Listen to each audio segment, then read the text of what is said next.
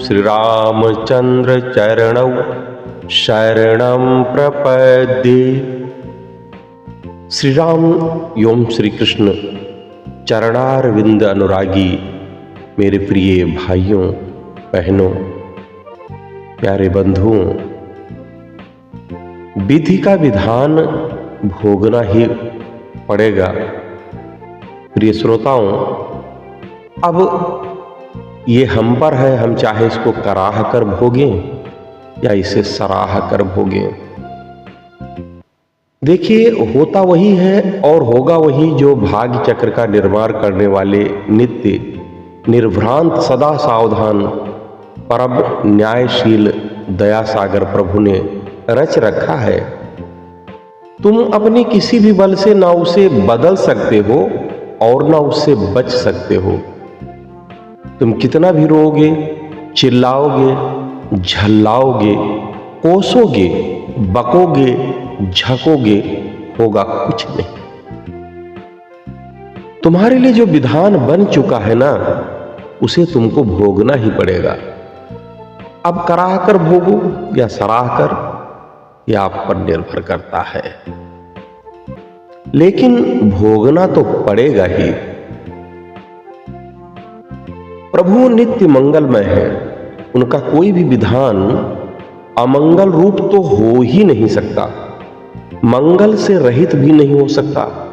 भले ही वह तुम्हें अपनी सीमित तथा अदूरदर्शनी दृष्टि से या विपरीत दृष्टि से प्रतिकूल अथवा अमंगलमय रूप दिखाई दे।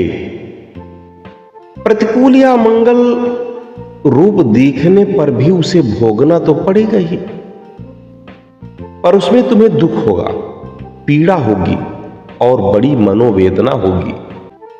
प्रभु नित्य मंगलमय होने के साथ ही सर्वज्ञ भी हैं।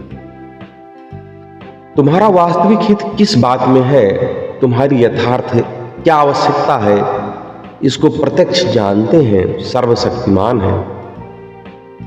तुम्हारी प्रत्येक आवश्यकता को पूर्ण करने में सहज समर्थ है, सदा निर्भ्रांत, उनसे कभी कोई प्रमाद या भूल होता ही नहीं। और सही जी तुम्हारे परम सुहृद जो हैं, बिना किसी हेतु के नित्य निरंतर तुम्हारा हित चाहते हैं। इसलिए उनका कोई भी विधान वह कैसा भी लगे, सर्वथा तुम्हारे लिए हितकारक ही है। इस पर विश्वास कर लोगे तो तुम समस्त भयों से तथा समस्त शोकाओं से सर्वथा मुक्त रहकर परम आनंद और शाश्वत शांति का अनुभव कर सकोगे। प्रिय श्रोताओं, जगत में प्रत्येक मनुष्य भयग्रस्त है और शोक संतप्त है, क्योंकि यहां सभी प्राणी पदार्थ विनाशशील है। विनाश की आशंका से मनुष्य सदा भयभीत रहता है और विनाश हो जाने पर शोक संतप्त हो जाता है। अपनी मानी हुई कोई भी चीज संबंधी मनुष्य, प्राणी, वस्तु, स्थिति, मान, मर्यादा, शरीर, स्वास्थ्य आदि का नाश ना हो जाए, ये भय सबको लगा ही रहता है। और किसी भी अपनी मानी हुई वस्तु का विनाश हो जाने पर शोक तो होता ही है। इस भय और शोक से कोई मुक्त नहीं है।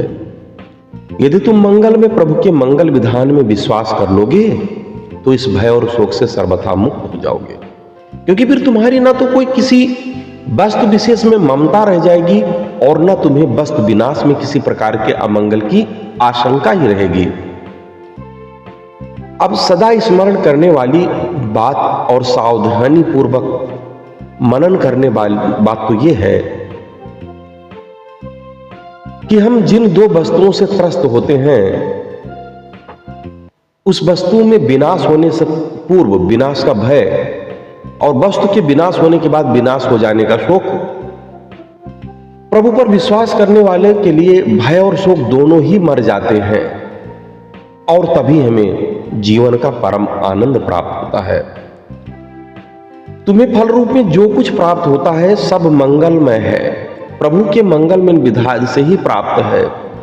अतः जो कुछ भी अनिच्छा या परेच्छा से प्राप्त हो उसे मंगल में प्रभु की मंगलमयी इच्छा से निर्मित मंगल विधान समझकर उसमें अपने परम मंगल का विश्वास करो और सदा मंगलमय प्रभु के प्रति कृतज्ञ रहते उनका मंगल स्मरण करते रहोगे तो आप सदा सुखी रहोगे और समृद्ध भी।